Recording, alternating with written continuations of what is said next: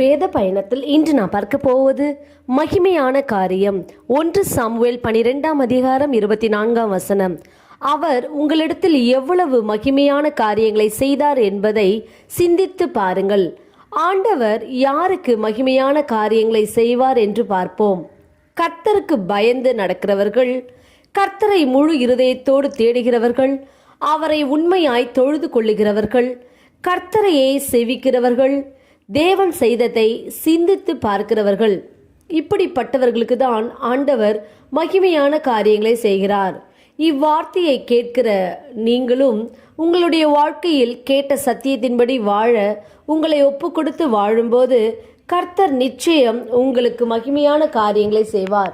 நாம் ஜெபிப்போம். அன்பின் பிதாவை, கேட்ட வார்த்தையின்படியே நீர் எங்களுக்கு செய்ய போற கிருபைக்காய் ஸ்தோத்திரம். இயேசுவின் நாமத்தில் ஆமேன். கர்த்தர் தாம் இந்த வார்த்தையை கொண்டு உங்களை ஆசீர்வதிப்பாராக. ஆமேன்.